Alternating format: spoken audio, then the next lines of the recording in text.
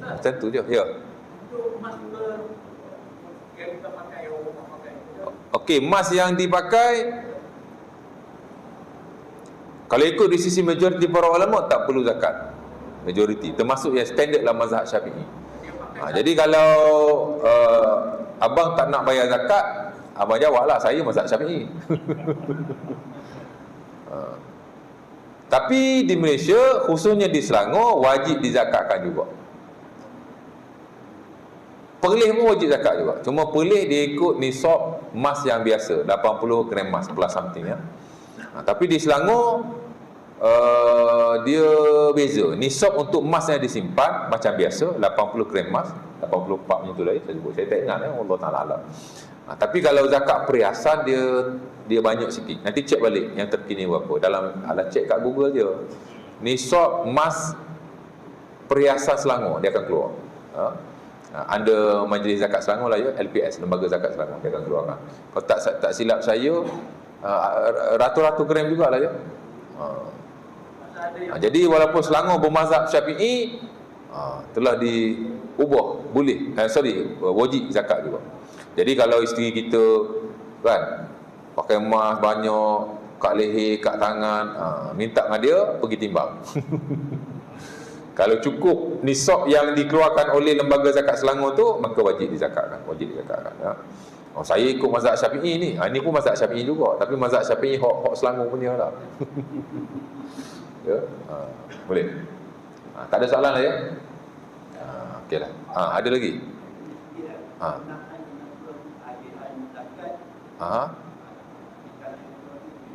Tak faham ah?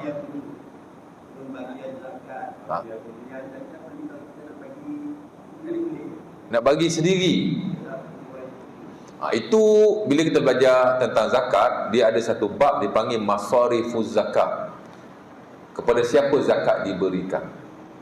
Allah Taala sebut dalam surah apa zakat ya? Surah At-Taubah ayat 60 tak silap saya. Innamas shadaqatu lil fuqara'i wal masakin wal 'amilina 'alaiha. Innamas shadaqatu lil fuqara'i wal masakin wal 'amilina 'alaiha wal mu'allafati qulubuhum wa fir riqab wal gharimina fi sabilillahi wa ibnis sabil. Allah Taala sebut ada 8 golongan zakat mesti diberikan. Fakir, miskin, amil, mu'allaf. Mu'allaf ni ada dua, satu orang dah masuk Islam baru, satu lagi orang yang kafir tapi kita nak jinak-jinakkan hati dia kepada Islam. Kemudian orang yang berhutang, kemudian hamba yang nak membebaskan dirinya, kemudian ibnu sabil, orang yang bermusafir nak balik ke tempat asalnya, dan akhir sekali fi sabilillah, yakni pada jalan Allah. Ya. 8 golongan ni mesti diberikan zakat. Siapa yang bertanggungjawab nak bagi kepada 88 asnaf ini? Penguasa, Al-Hakim. Ya. Sebab itu zakat-zakat yang kita wajib keluarkan, amat-amat digalakkan kita beri kepada Al-Hakim untuk mereka mengagihkan kepada asnaf-asnaf yang berkenaan. Ya. Walau bagaimanapun, dalam buku-buku fiqh mazhab Syafi'i, sebagai ulama memberi keringanan lah untuk kita terus beri kepada sebahagian asnaf-asnaf yang berkenaan. Malah sebagai ulama kata kalau kita ada jiran yang miskin, teruslah beri kepada mereka.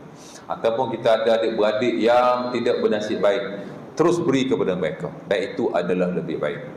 Adalah dalil-dalilnya daripada hadis Nabi SAW.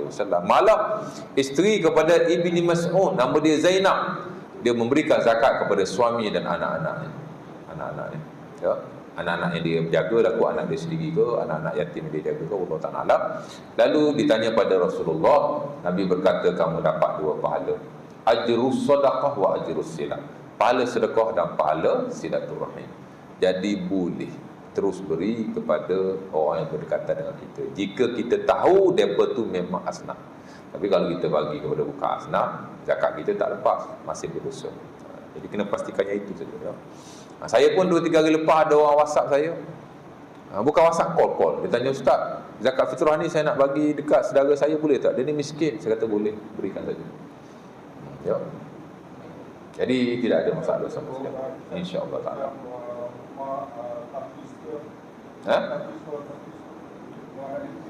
Nak bagi tahfiz pun sekarang duit banyak juga. Takut duit tu masalah tu. Bagi saya lah, secara personal. Kalau kita bagi kepada fakir dan miskin, tidak ada pertikaian. Tapi kalau kita bagi kepada pusat-pusat pendidikan, pertama, kita tidak tahu status kewangan mereka. Nombor satu. Yang kedua, kalau kita bagi kepada pusat-pusat pendidikan, dia tertakluk kepada fisabilillah. Dan kalau kita lihat dalam mazhab Syafi'i, kita tak boleh beri kepada pusat-pusat pendidikan seumpama itu. Kalau ikut betul-betul mazhab Syafi'i lah. Tapi macam yang saya cakap, hari ini di Selangor pun pendidikan dia dah masuk dalam fisabilillah. Walaupun asal-asal mazhab Syafi'i, fisabilillah hanya berperang pada jalan Allah. Tak boleh buat, tak boleh beri untuk bina masjid, tak boleh beri untuk bina jalan, tak boleh beri untuk pusat-pusat pendidikan asalnya. Tapi hari ini macam pendidikan dia dah masuk dalam kategori zakat asnaf, ya. Hatta saya sendiri pun masa belajar master dulu, saya juga penerima zakat Selangor. Oh, miskin lah ustaz ni. Tak. Saya diberikan di bawah peruntukan fisabilillah. Jadi Selangor dah ambil peruntukan itu. Sebenarnya itu daripada mazhab Hanafi. Fisabilillah ini luas. Jadi dimasukkan juga pendidikan. Tapi tak dapat bulanan lah, dapat one off RM700 untuk pelajar-pelajar yang belajar di Selangor, ya. Saya dapat juga, saya ambil lah, orang bagi kan. Ya. Jadi boleh lah, boleh bagi, tak ada masalah, insya-Allah taala, ya. Ya. Kalau tadi kata boleh bagi sendiri kan. Aha. Katakanlah dalam tempat tu ada paling luar tu lah, sikit. Dia bagi 2 orang je, yang lebih tak bagi. Nanti jap. Ya Haji cakap tadi pusat tahfiz kan? Mana tadi? Pusat-pusat pendidikan ni saya bukan kata tak galakkan. Tapi di atas faktor-faktor yang berkenaan. Kita tak tahu status kewangan mereka. Kita tak tahu status pendaftaran mereka. Sebagian tahfiz tidak didaftarkan. Bila tidak didaftarkan, kewangan dia lagi kita tak tahu. Kadang-kadang tahfiz-tahfiz individu peribadi disalahgunakan. Kita tak tahu. Jadi bukan saya tak galakkan. Memang saya tak galakkan pun. Takut-takut kita bagi tak kena asnaf tadi, takut juga kan. Kalau bagi kepada fakir miskin, saudara-saudara yang kurang bernasib baik, saya rasa itu lebih baik. Itu lebih baik, ya. Boleh. Haji tanya balik tadi apa? Ada 4-5 orang kita yang miskin. Nah, bagi yang paling miskin. Level lebih kurang. Kita bagi. Kita boleh bagi semua. Tengoklah kita punya zakat tu banyak mana. Kalau zakat kita zakat RM100, ada 5 orang miskin, takkan nak bagi RM20 seorang kot. Tengoklah. Kalau banyak yang kita nak zakatkan, kita agih-agihkanlah.